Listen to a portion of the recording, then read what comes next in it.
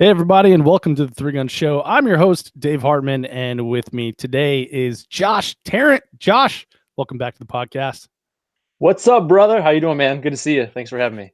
It is great to see you as well. I'm excited to be doing this. We're doing a match recon of something slightly outside of the normal three gun realm, and this is the JP PCC Championship. And I think this is going to be a good time. I heard this is a good batch, so I'm excited to hear about it from you.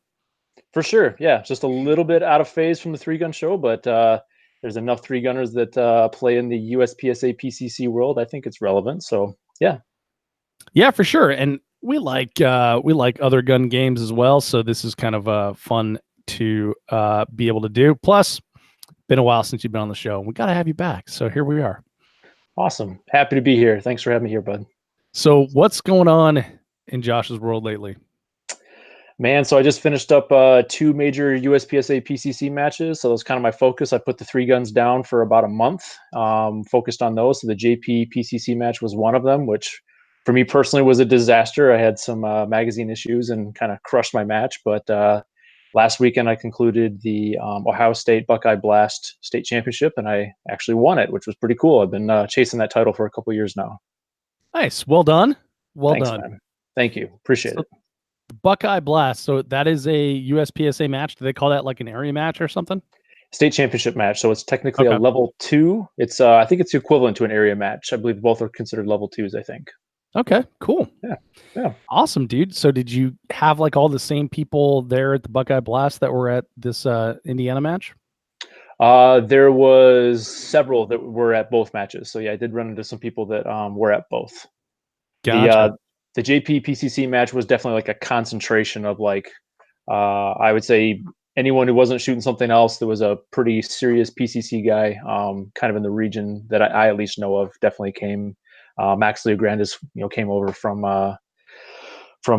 Utah where he lives and shot the match. So it drew quite a big crowd of the PCC folks. Awesome.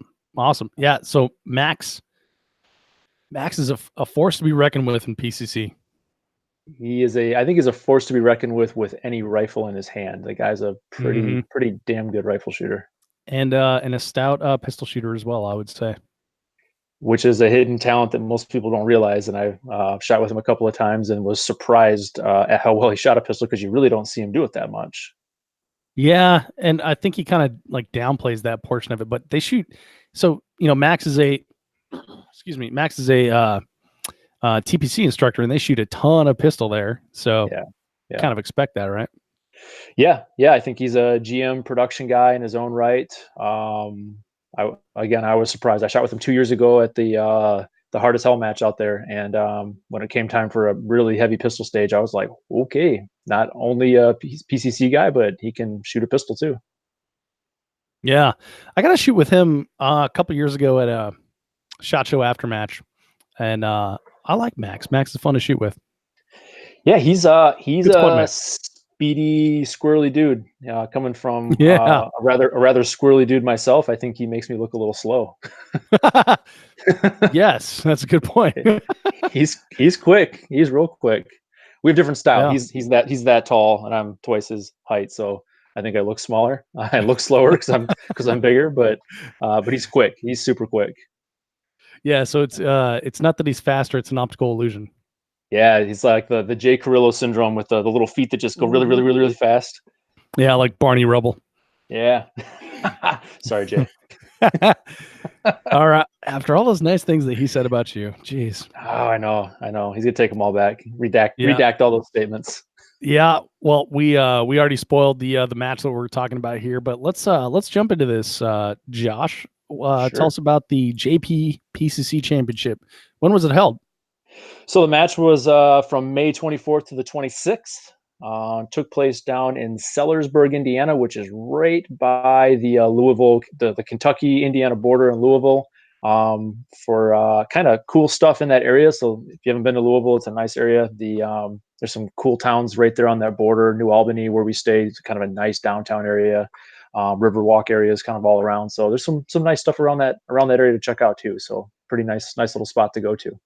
Yeah, a couple of years ago, I stayed in Louisville when we went to Knob Creek to shoot machine guns, Yeah, And Louisville's like a cool little town. There's a it is. bunch of cool stuff going on there. It's one of those like right-sized cities where it's not so massive and full of traffic that it's terrible, but it's not so small there's nothing to do. Yeah, for sure. All Yeah. right, so scoring on this one, it's a USPSA match. So how do they score PCC? USPSA hit factor, so each stage is assigned a points based upon volume of targets, standard, 10 points per paper target, standard USPSA scoring. Really no deviation there at all. Okay. Yep. And sign up and payment on practice score? Sign up and payment on practice score. We followed all the standard USPSA rule sets. So yeah, sign up on practice score. Your updates came via practice score. Kevin Mayfield did a good job with updates leading up to the match. That came all right to your email, payment, everything. So yeah, pretty standard there. Awesome. All right, so let's jump into the quick stats here. What was the schedule of the match? So it was a single day event. So the RO shot on Friday. You could shoot and you shot the whole match either on Saturday or Sunday. So pretty much half the match shot it on Saturday, half the match shot it on Sunday, and then and that was how it was pretty much broken out. Got it. Which day did you shoot? I shot the Saturday rotation. Saturday rotation. Yeah. Then do you like stick around for trophies and stuff like that, or do you just kind of beat feet No, after match? no. So it's something that I've noticed with. I think I've shot about 7 or 8 USPSA majors in the last 3 years. I've never stayed around for any type of awards, ceremonies, trophies, nothing. They've all just shown up in the mail. Weird. So so when you sign up, when you show up to sign up, you sign in, they hand you your shooter bag or whatever it is that you want. It's all random draw when you show up. And this is pretty much all USPSA matches I've been to so far. I'm sure there's other ones, but that's kind of how it is. This match was actually they did a top 50 order of finish for prizes, which was a little bit different. But you still got a shooter bag and all of that. But if you weren't there on Sunday, then they said they would simply just walk for you and just mail you your prize. Crazy. Yeah. Kind of anticlimactic, right? It is the upside / downside of the whole prize table argument, which is super hotly contested and a ton of fun to get in arguments about. But so, in my opinion, if you're going to do order of finish, then it's great to have everyone there to walk the table so the sponsors get all the glory they can. If you're going to do a random draw, my opinion is you do it before the match so it's completely disassociated with the results. It's just Right. a door prize because you showed up and you get to skip the whole I won this division, but I walked the prize table in 190th place. And that's a tough place to be as someone who performs well in the match to not feel like to feel like the prizes are associated with the finish, but not because it's random draw, but it's after the stages and all the shooting is done. It's a weird feeling. Right. Yeah. So Okay. for what it's worth, yeah. So I think they're doing it the right way from a random draw perspective, which is when you show up, you get your bag. I mean, last year at last year at Buckeye Blast, I won the biggest prize, which was I didn't win it. I drew the biggest prize, which was the PCC rifle. So I literally like, oh, you won the gun. I'm like, I won the gun. Like, yeah, you won the gun. Congratulations. So they handed me a gun before I even walked the stages. I threw it in my car, and then went and walked all the stages. So it was kind of I'm gonna weird. go home now. Yeah, it's kind of weird. Like, sweet, won the best prize. Haven't pulled the trigger yet. So that part was kind of cool, and interesting and different. But Yeah, it's kind of odd compared to what we normally do. yeah, it's a departure for sure. Yeah, so one good thing about one gun matches, what was the match fee? $150. So about half of what a typical big 3-gun major is. But if you also look at it a different way, most majors are going to be 2 or maybe even 3 days. So you're still spending about $125 to $150 a day for shooting. So yeah, so that's an interesting thought, and I was going to ask you later, but now's a good time to ask, how many stages did you shoot? this was a 13-stage match, actually. Yeah, so if you think about it like per stage, it's a great value, but if you think about it like per day of shooting, it's not that great of a value. But then less nights in a hotel, less nights away from the family for kitchen pass and things like that. So I guess there's a lot of benefits, a lot of. But you also, the only way you're going to shoot 13 stages in a day is if the stages are rather simple, right? And not simple because these stages weren't well thought out, just because it is a 1-gun match. They're and they're base stages. There's only so much time you can be on the clock in a base stage, and so many you can shoot in a day with a one gun match. So Yeah, like there is that Gadsden shotgun match that I shot recently. Like there yeah. was 14 stages in one day. And let's see, there was I shouldn't count because there's been several sleeps since then, but there was several jungle runs, but there was also several stages that were like under 9 seconds. Yeah, So exactly. there's like that whole mix of them in there. So you kind of have to have that little balance to be able to get through all those stages in one day. But yeah, it being one gun makes it much easier. When 35, 40 minutes have gone by and you've already walked an entire squad through a stage, it's like, wow, that's moving really quick. So yeah, I definitely. It's like, we're done already. We just got here. So yeah. Yeah, no kidding. And you only have to bring one gun and one type of ammo. Loadout smaller. Still feel every time I go to one gun match that I've left 66% of my gear behind. Yeah, I feel like I'm forgetting like approximately 2/3 of my shit right now. Exactly. Exactly. All right, so number of shooters and divisions here. So there was 185 shooters on practice score after the finish of the match, including the DQs. And then divisions. So this is all one division. So USPSA, right, in my opinion, rightly so, has not separated anything out with PCC. It's basically PCC open. So run all the dots, run all the mags, run all the gear, use whatever you want. Run the lasers, run whatever you want. Lasers. I do this for lasers. Lasers. Do people run lasers? Did you see anyone run lasers? Really? Yeah, Guys in our squads, yeah. Weird. They like them for like hard leaning shots, where I use like an offset dot so I can rotate the gun and get a few more degrees. A lot of these guys will literally just swing it off their shoulder and just look at the laser and pull the trigger. I don't know if you guys point shoot. Oh, that's interesting. Yeah, it's kind of cool. It's kind of cool. I feel like it's slower. I would just run an offset dot, to be honest with you, because now you're trying to see this green laser in the middle of the summer sun and 95 degrees, and yeah, I think it's hard to see the lasers, especially at any appreciable distance. So yeah. But, I've always I've only messed with lasers on pistol during the day and then rifles at night. And I found that during the day, like the laser on a pistol for me is like so shaky that it tends to be like difficult to use that as like an accurate aiming point. Yep. Well, anyway, as far as PCC being open, I like that. Yeah. I think that's awesome. There's talk about splitting up the divisions, and people have different thoughts about that, but I personally think they should leave it alone. Just leave PCC as it is. Let everyone shoot it. There's enough PCC hate as it is. Let's not double down on the hate and give it another division. Yeah, PCC TAC and PCC Open would be kind of dumb. Like they have that in UML, right? And so then you end up with like 35 freaking divisions, which USPSA already has. So I guess I wouldn't say that USPSA needs another division. No, but I don't think so.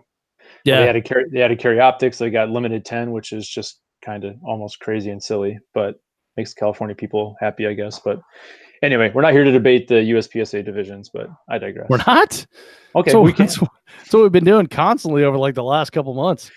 That's true. All right, so let's talk about the winners then. Yeah, so first, second, third place, Max Leograndis in first place. No surprise there. He dominated the match. I think he won it by a little over 10%, I want to say. So he came in and shot with the staff. So he shot and then worked the match the next 2 days, which was awesome. Good for him. He does that quite a bit, actually. I've seen Max work quite a few matches, which you don't typically see a lot of high-end performing shooters work a lot of matches. So it's good on him. Yeah, good on him. For sure. Yep. Good job, Max. Yep. And then be an example for everyone else. I agree. And then in second place, I do not know either of these two gentlemen, second or third, but Andre Desautel, Desautel, might be a French name. I don't know. And then in third place, James Gaston, which I can't mess that one up. James Gaston. Nice. And then so congratulations, fellas. Well done. No other shooting opportunities at the match? No side stages or anything? There wasn't. There was no other shooting stages, no other side events. And this is something that my limited exposure to USPSA, there seems to be fewer of those types of opportunities at USPSA matches than I see typically at 3-gun. And I'm not sure if that's just the culture, but that's That's been the norm from what I've seen so far. Mm-hmm. I've been thinking about that a lot lately, and I often wonder if it's because USPSA is sort of like a uh, communist type structure where it's held. No, no, no. Follow me on this one. where where it's all the power is held. Clickbait. Dave calls USPSA communists. Yeah, exactly. Where all the power is held in one area, and they're like, these are where the matches are, and we've blessed them and anointed them, so Yeah. that's where the people are going to go, right? Okay. Whereas with three gun, there's so many different opportunities, and there's no sort of cohesion or sanctioning body that now match directors need to be more creative to entice shooters to go there. Yeah, that's true. Yeah, if you think about it, like if you're a high end USPSA shooter and that's your gig, you're probably going to go to all the area matches. You're probably going to hit up a handful of the state matches. Like you said, they're all of them in sanctions. So if you're going to shoot the 7 or 8 biggest USPSA matches in the country, you're going to go to those. You're just going to go to them because that's where everyone is going to be. It's different in our sport where it's just going to be all over the place, and like you said, the match directors are having to vie for the attention of the shooters to come to their sport or to come to their match. Yeah, and then along with the free market theme that I was going for there, like you can at any time just start your own 3-gun match, and you know, put up your shingle and invite people to come. And if you're not putting on like a badass match or other unique and interesting opportunities for your shooters, then they don't come, right? Yep, exactly. Yeah. So you thought that was going to a different place, but I was right on with that analogy. I think you were. Thank you, Josh. Thank you. So what was the match flavor? So I'd say match flavor is just an all PCC match, so it's interesting going to a match. I've only ever done it with shotgun matches before, and then this match specifically where everyone is there shooting. Actually, not even with shotgun matches. I take that back. Everyone at this match was all shooting the same division, same gun, same division, same rule set. Even the shotgun matches, you still have guys shooting, pump, semi-auto, open, etc. So I have not shot Lucas before, so but this is the only match like this that I know of on the calendar this year because I don't think Lucas is occurring. Yep, so I think this is the only PCC match that I know of, all PCC match that I know of this year. I'm sure I may be wrong, but it's the only one that I know of. So I know James Leffler was telling me about Area 3, but I don't know if that's a PCC only match or if they have other divisions. But he was telling me that's a really good match to shoot PCC in. So I'm not exactly sure the details of that one. But yeah, it's a shame Lucas Oil went away. But it is cool when you show up and like what do we have? 185 people are shooting all the same gear. And I don't mean like the literally the same gear, but they're all in the same division. It's the same race. Yep. I agree. It's cool. You can't go and hide in like 2-gun or something like that. You know, you have to like run with the big dogs. Yep, I agree. So I think that's a unique aspect to this match. As it sits on the calendar today. I like that. I think I'm gonna shoot PCC from now on. No, you're not. No, it's just a joke. Okay, so skills utilized. So this is a pretty standard USPSA long course match. So 11 out of the 13 stages were long course. We had 2 stages, basically in one bay that were kind of the standard, like, shoot 3 targets, perform a reload, shoot 6 targets kind of deal. So I think the standard short course classifier style. But the other 11 stages were all long course. Most were about a minimum 40 rounds, and we even had a 60 round stage, which I'm not the expert when it comes to USPSA rule books, and I don't know if they got a bit of an exemption because this was a PCC match, but I was pretty sure in a standard USPSA match they limit total round count, I think, to 32 rounds per stage. Yeah, that's what I was just about to say. So I think there's an exemption for this match, just because it is all PCC, because it is open, because we're all running around with 50 to 60 round big stick magazines. So yeah, that was the primary kind of flavor or skill set required. Other than that, just a handful of like tough leaning shots. But mostly you're just ripping through paper targets, and there's some steel sprinkled in there, but pretty standard USPSA offering. So I'm guessing by standard USPSA offering and then it being PCC that this was just like a super fast match. Yeah. Like what kind of stage times are we looking at just approximately? So on the short course stuff, you're talking like 5-6 seconds. On the long course, or maybe 6 to 12 seconds. On the long course stuff, you're anywhere from 12 to maybe 30 seconds is kind of what some of the top times, the range of the top times were. Yeah, so super fast stinking match. That sounds like fun. Yeah, I mean, compared to what we're used to in three gun, there were a handful of USPSA guys, like only USPSA guys, who were shooting this PCC match. I heard them comment like, "Man, these are some long stages." I'm like, okay, compared to your standard USPSA match, I guess some of them are a little long, but it's all perspective, I guess. It's all relevant. Yeah, it's all relative to what you're used to. Yeah, totally. Now, did they do any like actual legit classifiers? No, there were Okay. no actual written down classifiers in the match. Got it. All Yep. right. So what was the terrain like? Is an all bay match. Everything was in a bay. Got it. Farthest shot? I think we shot maybe 35 yards on one stage. Probably the furthest shot that I think I took in the match, 35 yards. And was that like all paper or did they have steel? There's a paper. This was distance? a furthest shot was a paper target shot. It was a tuxedo target with a tough left hand lean around a barrel. So it actually was a fairly tough shot. I think that was the longest one that I recall in the match. The furthest steel target I think we shot was maybe 20 yards, 18, 22 yards, something like that.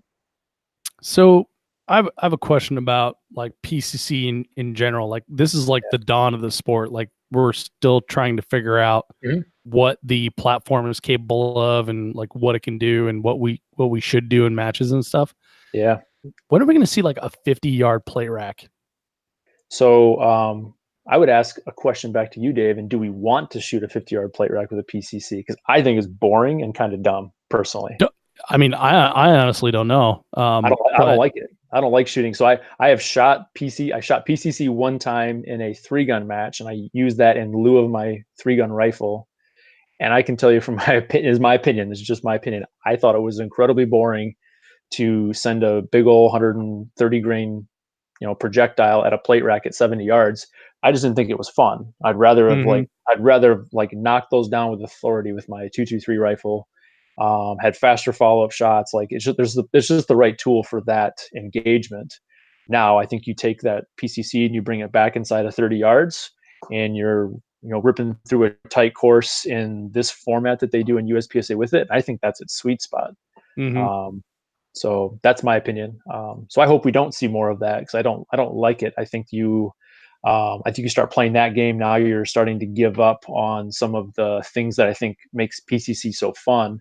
Being a TAC op shooter, I don't have a lot of opportunity to shoot dots. So when I pick up the PCC, it's fun that I can run my Vortex UE as my primary. I got a Razor Red Dot as my secondary. I don't shoot that stuff ever except on the PCC. You start putting 50, 60, 70, 80 yard targets out there and beyond.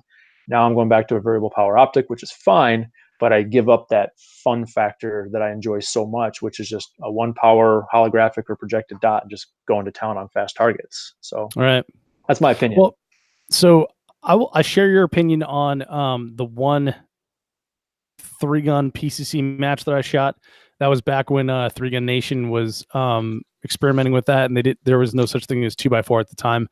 And it was basically like, instead of bringing a 223 carbine, you brought a 9mm PCC. And I share your opinion on that. And I think we talked about this one time when I was walking my dog.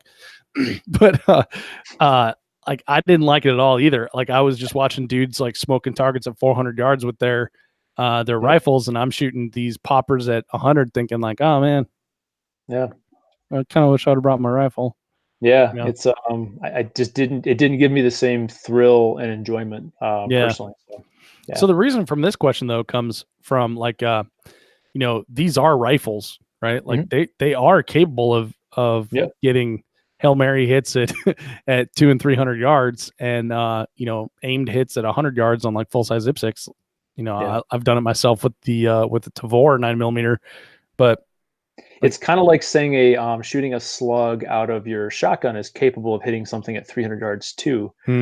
But other than like the joy of like doing it once, there's a better tool for that game, right? Sure. For that target. So that's kind of how I feel. Like, yes, I'm not arguing capability. My argument against it is just the enjoyment factor of like the part of PCC that I find fun is not that part. It's not lobbing that round Right. at 200-300 yards. It's honestly, it's ripping through all that paper and that steel at 20 yards, 25 yards and in. That's where I think it's fun. The gun's capable of like really fast splits. They're light, so they transition really, really quick. You're running heads up dots, so you can just transition and rip through targets fast. That's what I find really fun about it. So I gotcha. Yep. All right. So the logistics, check-in, scoring, etc. We already talked about prize table distribution. Yep. So check-in occurred the day before or the morning of the event. Was super smooth. You just showed up to the shack and signed away your life in case you got hurt. Pretty much it. We talked about prize tables. Yeah, that's it. Okay. Pretty simple. Pretty standard. So what's the venue, and kind of give us an overview of the venue here. Yeah, so the range is called Silver Creek Conservation Club. It is in Sellersburg, Indiana. As you drive, you turn off easy to find signs. It's a pretty established club. It's got a nice sign as you kind of roll in, letting you know where you're at. So you're not kind of driving down some 2-track wondering if you're in the right place. So that's always good. So you roll in, and as you pass through a couple of different outhouses or outbuildings as you come through the parking lot. What I like about this match for this club for this style of match is the parking lot is right in the center, and then the bays are built all around it. Oh, that's cool. Yeah, so I never had to like haul a bunch of stuff with me, and I went back to my car. So I left my cooler in the car, and I could go to like 2 stages, walk back to my car, and grab my drinks and grab food. So I didn't have to haul stuff with me because you were never more than maybe 125 yards from your car. So I like that. I don't think like I think most ranges like they just started shooting there, and then they're like, oh, we need to have a backstop, and then they built a clump of dirt, and then they're like, oh, the bullets are leaving from the sides, and then they built another clump of dirt, and then it just became like bay after bay after bay. I like the interesting designs like that. Like the example that I was thinking of as you were saying that was SUPs, and they added that little steel challenge area where the big trench used to be. And while it's not big enough to park in the middle of, they can run an entire steel challenge match, and you never walk more than like 30 yards. Yeah. You just turn around in a circle. Well, I mean, as soon as a club decides that they're going to host big events, the logistics of getting people in and out and housing them appropriately and good access to bathrooms and all that kind of stuff is part of the match experience, right? I mean, if you got to hump your stuff up some giant hill, or you got to park 1.5 miles away and carry your stuff in or push your stuff in on carts, I think it takes away from the experience. So but then that being said, if that's what you have and the quality of the match rule is more important, I think, than this logistics side. But if you're building a match from scratch, guys, think about this. I guess that's what we're trying to say. Yeah, exactly. I think like 3-gunners are willing to put up with more bullshit like that too. Like I don't see pistol shooters putting on muck boots and wading through, Texas brush to go get to his stage. I don't see that happening. Shooting in the rising waters of a flooded creek area. Yeah, exactly. Just feel like that's not a situation you would see out of a pistol match. Nah, probably not. Probably not. Especially when I mean, we do it in 3-gun too sometimes, but when guys will have shower caps over their pistols, that doesn't scream like muck boots to me.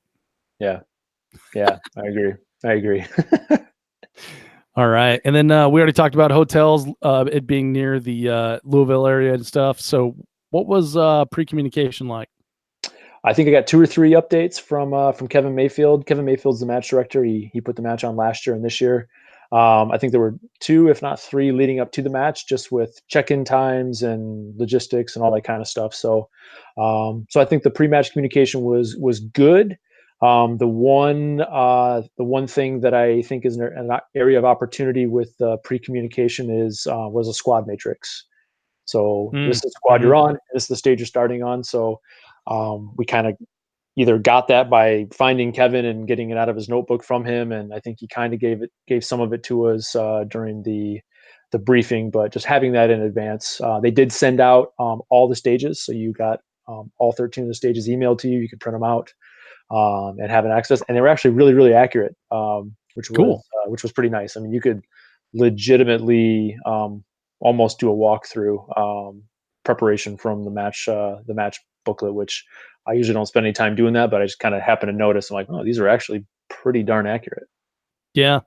There's some match directors or match staff that will do like a Google SketchUp view Yeah. of the just saw a spider over there, but we'll do like a Google SketchUp view of the range and then put in like all the props and stuff. Like I really enjoy that, just like the 3D view. I'm sure it's extra effort if you're not into that kind of stuff, but I dig those. You need to capture that spider, put it in a small glass container, and give it to Riley. Oh, really? Oh yeah, I'm gonna see Riley this weekend. I could do that. Riley does not like spiders at all. Was that the game That was off thing? no, that was at Texas Yeah, but what Vortex was Shooter it? Source. He had a reaction of like, okay, like Ceasefire. that's what it was. Ceasefire. Yeah, ceasefire. Yep, that was me. You threw a I spider on him. No, I saw this giant wolf spider, and I had a glove on. I picked it up, and I just opened my hand in front of him and just showed it to him, and he slapped it out of my hand, screamed "ceasefire," went running. It was pure gold. Oh man, I would have shot the spider. Sorry, buddy. Yeah, yeah. So anyway, Yeah. But where anyway, were we? Sorry. I don't recall. We talked about pre-communication and we talked about the match diagrams. I agree, Matt. Squad matrix very helpful. Yeah. And for my business, that's helpful too, because I can figure out like, hey, I want to go talk to Tarrant, or I want to get some video of Tarrant, and I know he's on Squad 6, but I have no clue where those people are right now. So having a squad matrix, I always appreciate myself. All right, staff. How was the staff? So the staff was a significant improvement over last year. So having shot this match 2 years in a row, the staff this year was upbeat. They treated the shooters well. They seemed to be an increased level of comfort with long guns over last year. Last year, it felt like a lot of hardcore USPSA pistol guys who were just hypersensitive about every aspect of the PCC still. So there was a couple of hard charging ROs, I think, last year, and I didn't get any of that this year, which was good. Got it. Yeah. That's good to hear. It's the worst. Is we talk about it in USPSA Multigun Nationals a lot. It's like, paid so much to go to this match. There's so much time and practice and equipment and everything investment to go to this. Why are the ROs treating people like shit? Yeah. And it's good to hear that there's an improvement. That's awesome. Yeah. Yep. I agree. Yeah. Anyway, fun factor. So this is my personal opinion. So as a 3-gunner, I find single gun matches to start to feel a little bit boring. They start to feel a little repetitive. But the stages were good. I was lucky to be on a great squad. So if I'm judging this match against like my favorite 3-gun matches, then it falls short. If I'm judging this match as a good quality 1-gun match, and I do enjoy the PCC game, I thought it was good. I thought it was really good. So that's again, that's all perspective. I'm always have the most fun when I'm shooting all 3 of my guns, but I thought the match was good fun factor. Again, it comes a little bit back down to that cultural difference. I mean, this was largely a USPSA crowd, largely a USPSA match, and I still we talked about this, you and I both privately, and heard this on other podcasts, is that the culture inside the 3-gun group just seems to be so fun loving and great environment, and more likely to just kind of hang out and so you miss a little bit of that in the USPSA matches. And it also could just be because I'm an outsider. I feel like an outsider when I go to most of these USPSA matches. I don't know everybody. Yeah, exactly. It's possible. Well, and like I was bagging on the practical pistol group at in Colorado, where there were several people that were dicks to me when I was shooting PCC, and someone pointed out, it's like, hey, it's probably because they didn't know you. I'm like, so yeah, so like, I'm not dicks to new people, or at least I try not to be. But I mean, yeah, that could be a part of it. Like, and so it's also a 1-day match, right? So I don't know about you, but I find that most squads that I'm on are focused and calm and serene and not paying much attention to fun the first day, but the second and third day, that's when people like start to let loose, and you realize like, oh, that guy's hilarious and stuff like that. So or they've already shot their match in the ass and they don't care anymore, so they're gonna have fun. I think that's why. I think that's the reason. It's like, okay, cool. Well, yeah, I'm gonna end up where I didn't think I was gonna end up, so might as well go mess with someone else here. Yep. Yeah. Or just have fun, cut loose, and whatever. So yeah. Well, I enjoy that aspect of 3-gun as well. It's probably why I've stuck with it. Is there's there's a time to joke around, have fun, and just play grab ass and throw spiders at Riley and things like that. But there's also a time for it's like, okay, let's focus and let's get this done and shoot the best game we possibly can. And so I appreciate both aspects of that. I do as well. Yeah. All right. So now the moment you've all been waiting for. Funny things that happened at the match. So I do not know if this was the funniest thing that happened at the match, and also considering the fact that it's a 2-day match where only half the match shoots on one day and the other half shoots on the other. So there could have been something hilarious that happened the day after I was there that I don't know about. But a gentleman named Jeff Morse, who's semi-local to me, he lives in the New York area. We shoot in some of the same clubs. He came and shot his very first PCC match. And he decided to actually build a PCC for this match. It is a bright purpley candy Cerakote sparkly purple unicorn PCC with bike tassels. Pull that back just a little bit and tilt it down. There you go. Now speak. Can you guys see it? Can you see that, Dave? Nope. Now tilt it up. I can't see it at all. We had this earlier. What happened? We did. I think your phone went dead. Oh, it turned off. Now I feel like a dumbass. So I got a picture of it.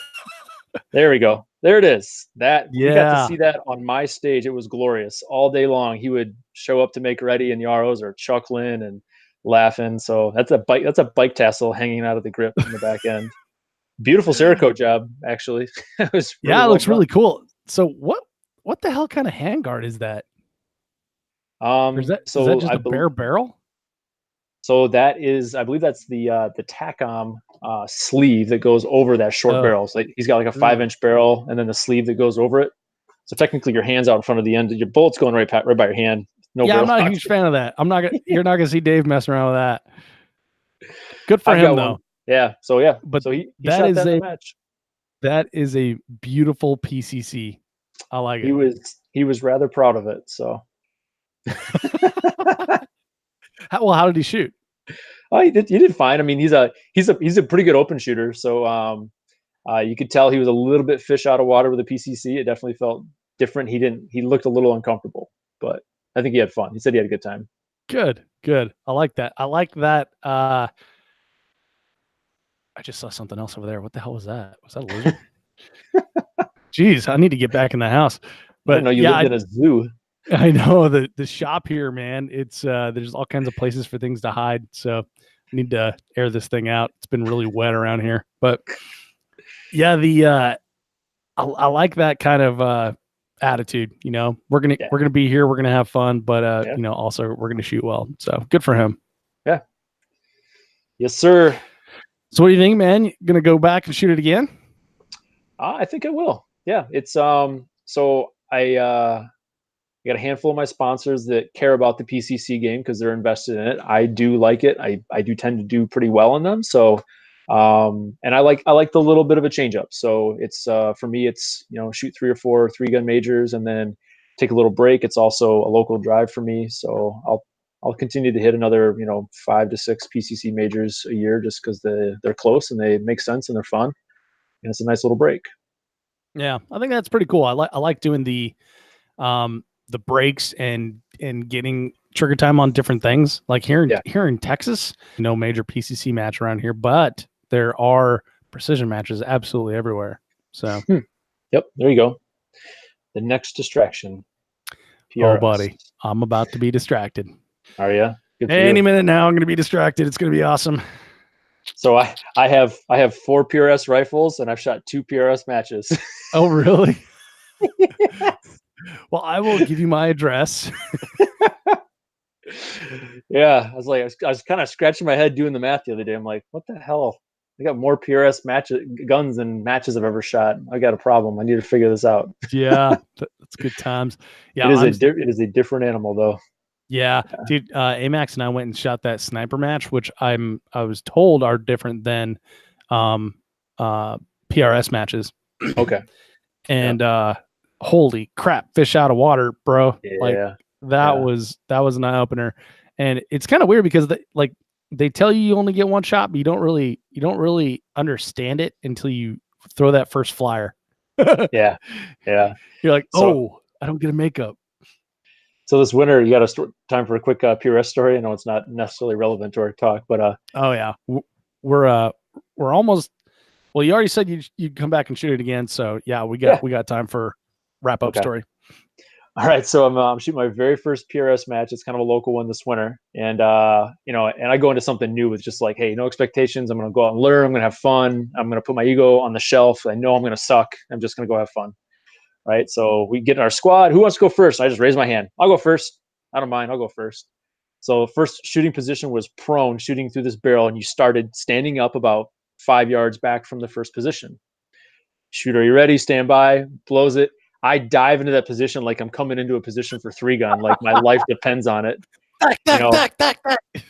so I'm like going. It was like 4 positions, like prone to this, and I'm just ripping through these positions, not hitting like every other shot. I'm hitting something. Like I finish up and like, oh, you got 6.5 minutes left, and I'm sure your heart rate's nice and high. And what the hell are you doing?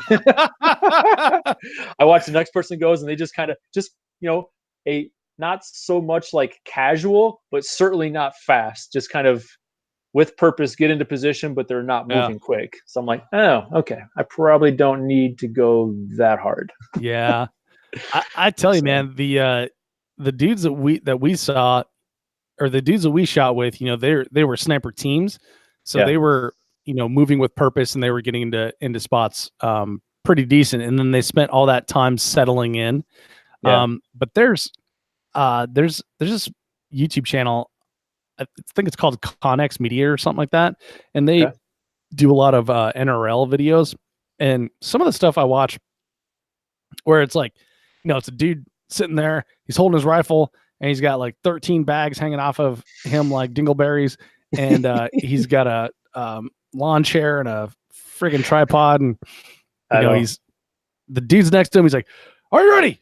Stand by!" Beep, and then he just kind of saunters up. But the the music from the video, I'm thinking like, "Oh, this is hardcore. This is about to go ape shit right here." And then he's just like, Yeah, "Burp, burp, burp, burp, burp, burp, burp." And then he just sets his little tripod down. Then he sets his little bag down. And then he sets this other thing down. And then he sets his rifle down, and the rifle doesn't move. And then he gets into his position. I was like, "Wow, this is not at all what I thought I was going to be based on that music." But yeah. Two and minutes later, he breaks the first shot. yeah. And then I find myself in this YouTube hole of like staring, because I'm looking at it from like, okay, well, what's cool about this? And then I'm also looking at it from like the production value of the video of like, oh, what can I do something like this for 3-gun?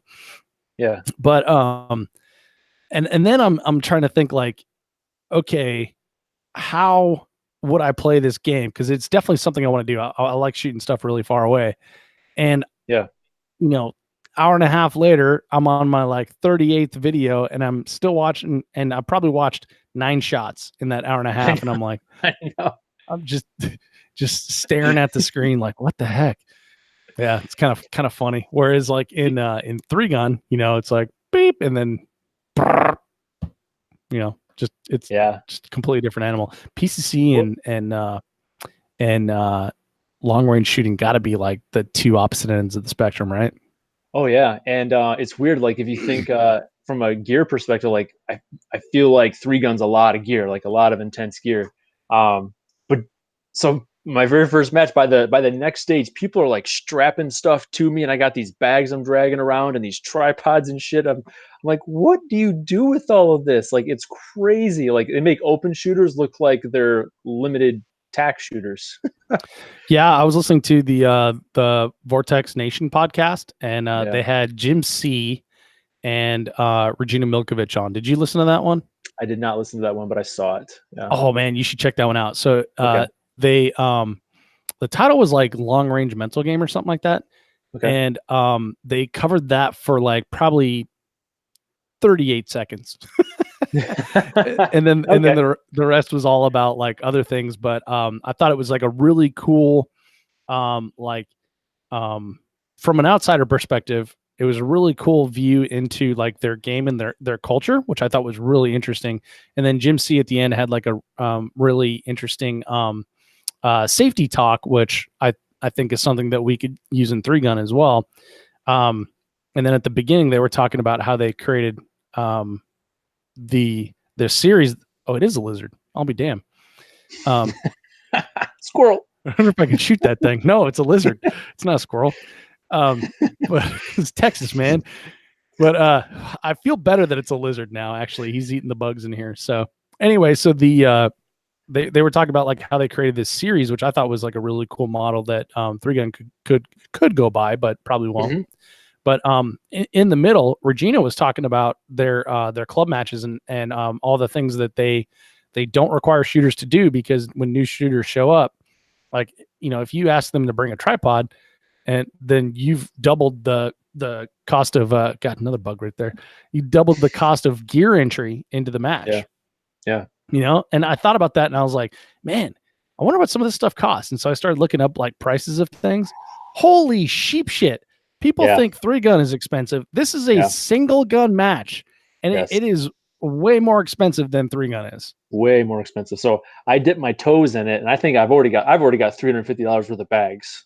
Yeah. I shot two matches, and like I'm getting handed this and this bipod, and you got to have this and this bag. And I'm just like, oh my god, this is crazy. Yeah, Jim C claimed he said a bag by name, which I need to go back and find, but he claimed that with that bag and nothing else, that you'd be fine in a PRS match, which I'm going to challenge. So okay, and if not, I'm going to write him a strongly worded letter. Well, what is be fine versus be competitive and win, right? So there's beef, like you can shoot a Glock 34. I'm just kidding. I'm just picking on you. Yeah. No, I think you're right, because it's the same thing as like when Noveski shooting team was shooting Glock 34s, they were smoking it, right? But Rob Romero was also a grandmaster pistol shooter, Yeah. So it's one of those things. And then Shane Coley goes like, oh yeah, Shane Coley shoots a Glock. It's like, well, he also works for Glock. He gets a sweet paycheck every week, but Shane Coley is like on a whole nother level. So I wonder if Jim C is on a whole nother level, and maybe all those other things do make it much simpler. But with finite resources, I'm going to try my best not to buy like a shitload of gear. You do know about the if you're shooting if you're going to plan to shoot gas gun, or you're going to shoot a bolt gun? Gas gun. So that you have to put in PRS, you have to put the gun on safe and then yell safe when you move, right? They told us that at the sniper match too. And then once so Amax and I were the only ones there. I remember hearing that. Gas guns. Yeah. It's crazy. But once they realized we weren't going to shoot each other, they didn't care if we shouted safe, but that's good to know. So the match director who runs the PRS matches here locally, he moonlights in 3-gun once in a while. I know who he is, and he's been trying to get me to come out. So I came out and I shot a 6.5 Grundle gas gun first time, and he told me this rule, and I was like, all right, man, I said, I'm going to do my best, but one of three things are going to happen. I'm not going to do anything, and I'm just going to move. I'm going to forget. I'm going to put it on safe and not say safe, or I'm not going to put it on safe. I'm going to say safe. So one of those three things are going to happen. The thing that's probably not going to happen is I'm going to put it on safe and say safe. So just so you know, you may have to yell safe, and then I will turn around and put it on safe and yell safe. Yeah. I'm probably not going to remember this.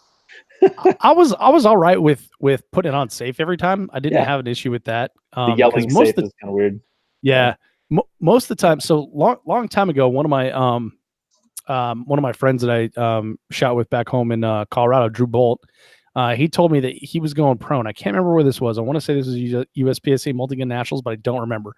But he was going prone, and as he was going prone, he touched his trigger and AD, and so he ended his match. And so he's like, anytime I go prone or change position, like major positions, I'm gonna put it on safe.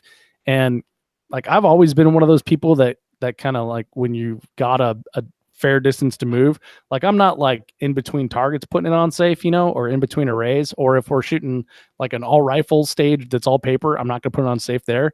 But if I got to go down prone, or if I have to get in a car or out of a car or something like that, I'm definitely gonna put it on safe. So it was. No, I don't see the lizard anymore. I'm a little concerned. So I was a little, yeah, I was a little bit easier for me to do that. And Amax didn't have a problem either, and we didn't end up shooting each other, so that was good. Yeah, different game, different rule set. Yeah. It's interesting, like how far apart the rule sets are, and then if you go to like the tactical games, that's just like completely. They share nothing in common with any of the established practical shooting sports. It's like just straight big boy rules, or do you have to actually unload stuff? And it really depends on the stage, but they're okay with you pointing at guns at each other. It seems like, from what I could tell. So I know, and then I know there was a lot of there's a couple instances where they slung hot rifles too, which were but over their backs, and then you've got like plate carriers and things on. So I'm always concerned about like how tight is your safety? Like, is that detent new or is that detent worn in? Yeah. So yeah, that's interesting. Yeah, it really is interesting when you go from like game to game to game, but it's also kind of fun learning all those different aspects of it too. Yeah, I noticed PRS is interesting too. That if you've got a bolt gun and you have to have a flag in it, and the flag holds the bolt, basically holds the bolt open. Actually, the chamber flag goes in, and then there's an elastic piece that pushes the bolt against the chamber flag, so you can very clearly see that it's all open. But once that's in it, those are basically everyone turns around. At least the range I'm at, turn them all around, and they're just laying on the ground facing everybody. They're not even on racks, so all these guns just pointed at everybody. Yeah, I think that is match dependent, because that was one of the things that Jim was complaining about in the podcast was people flagging each other. Okay. But at that sniper match, it was like police officer rules. Like if your bolt was back, you could point it anywhere you wanted. Yeah. But if it was a gas gun, it was unsafe. You can't point it at anyone, which I totally understand. But I wouldn't want a gun pointed at me anyway. But I tell you what. So do you have time here? I mean, we're kind of done with the recon, but since we're chatting about shooting sports, I went and had lunch with the Ben Steger Pro Shop dudes the other day. Yeah, how was that? Really nice guys. It was awesome. We went to Torchy's Tacos, which was the highlight because I love Torchy's Tacos. But yeah, really cool dudes. Got to check out their operation there and stuff. And we spent probably since I've never met those guys before, just kind of talked to Tim a little bit on Instagram. We spent probably like the first 30 minutes explaining to them like 3-gun is not as unsafe as you think it is. And that's a weird misconception. Like, dude, Cody kept saying the same thing. Like, you can't even get DQ'd from a 3-gun match. I'm like, fucker, look at the results. There's people DQ'd every single match, like a lot of them. That's what those guys were saying, and I kept saying like, well, give me an example, and I'll tell you what the reality is. And like they didn't have any examples, but like, well, that's what I've heard. I'm like, well, you probably heard this, right? Like that doesn't happen, Whereas we have real life examples of USPSA ROs being absolute dicks at 3-gun matches. Like legitimate examples. Yeah, that's funny. Yeah, it was really weird. Yeah, I kept trying to gloss over that part that Cody said that because I felt like stopping to address it would have like completely derailed the conversation. Yeah. But I think that perception is so off. But I did have to concede that there are matches that I won't go to based There on are. Yeah. some of the safety issues that they had, and some of them aren't like not when I was there, but people that I trust that are like close friends to me are like, hey man, just FYI, and it's Yeah. like, oh yeah, I could see that, So Yep. Yep. Yep. one of There's the a couple of 'em. big things though, and tell me what your thought on this is, like I have no defense for this, is when we have a empty rifle that is slung and we unsling it, we basically flag everyone that's behind us. Yep. I have no defense for that. And the first time I saw that, I hit the dirt. and it's just become something that we do, but I still don't like it. What do you think about that? Um, I've accepted that it's part of the game, that if we're gonna sling guns, it's really the only way that we can sling guns, and it's super unrealistic to expect a gun on your back, either putting it on your back or taking it off your back, not for it not to break the 180 and not potentially muzzle people. I don't know how you're gonna do it. So you either have to make a decision as a community or as a match that if we're going to sling, we need to be okay with this. And if you're not okay with it and you know there's going to be slinging, you just shouldn't go. At the same time, if the gun has been appropriately checked, like they have always been in my experience, I've never had a loaded gun slung. I've only had a empty magazine inserted by an RO twice. So basically, once the gun was on your back, they would check the chamber. You would put the gun on your back. They would open the chamber again and close the chamber, and then insert the magazine themselves, ensure it was affixed in place. Mm-hmm. Then you'd pull it off and insert it. But I've only ever had that done twice, and it was my first year of 3-gun. It's never happened since. Yeah, I don't see that much anymore. I think No. that happened to me once, but I don't see that much anymore. But Yeah. do you think that it hurts us as a community to have videos out there of us doing that? Not when compared to what? Not when I go I don't know. to not when I go to a PRS match or a tactical games match and people are pointing guns everywhere. Not when I go to Yeah. a typical tactical range where dudes are walking on with hot guns all everywhere, pointed at themselves and at their feet and at their buddies. So it kind of comes down to like to a super uptight USPSA type. Yeah, it probably looks terrible, right? Yeah. But my other defense is like, dude, just go to a fucking public range and like how many times you get pointed in the face with a fucking hot gun with someone who doesn't know what they're Yeah. doing. Like, so Which I guess I don't really like, but I don't either. I hate it. So I guess in the broad spectrum that is the shooting sports and shooting community, there's probably this very small swath of ultra uptight, maybe rightly so, people that have a problem with it. I think as soon as you say like it's a verified unclear gun by an RO, it's part of our match process to take that gun off of our back and employ it at some point. We're making it ready as soon as a ammo touches that gun in any way, shape, or form. It must be 180 degrees downrange. yep. So yeah, I just think kind of is what it is. But yeah, I agree. We've kind of got numb to it. Yeah. Yeah. It's weird because I remember thinking like the first time I saw it, like, oh, I'm going to do it, but I'm not going to like it. And I'm never going to get used to this. And now I feel like I'm too used to it. Yeah. So here's another theory to think about it, right? How many ADs you know of have ever happened with a slung 3-gun?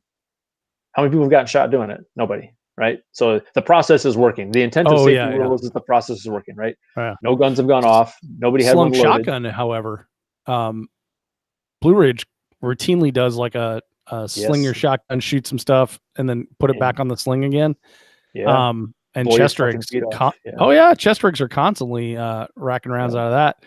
Yep. I feel like after the first 13 times that would happen, we would stop doing that. Yeah. I'm not going to that match.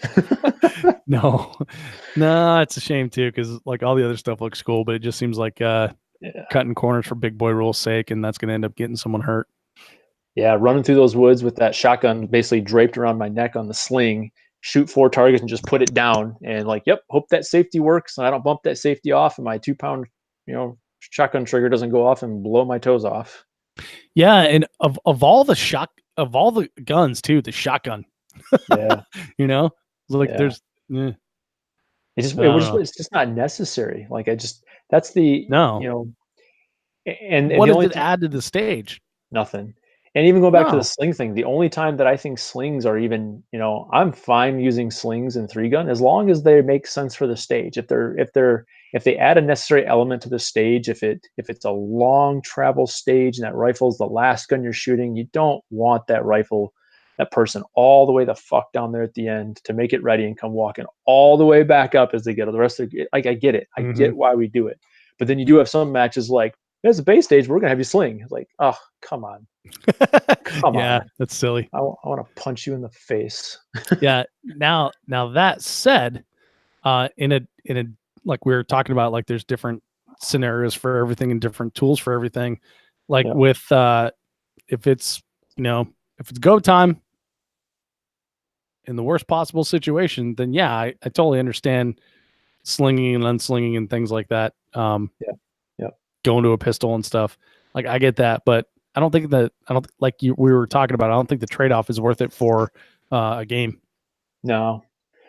No, I would prefer that we just place the guns, right? I mean, if, there's nothing that would be nothing that would stop you and I shooting together and, say the rifle was 300 yards at the end of the stage, like, "I'm your buddy, you're my buddy, here's how I want my gun set up, this is the magazine I want you to put it in it, here's how I want it placed in the barrel. Got it, no problem, Josh.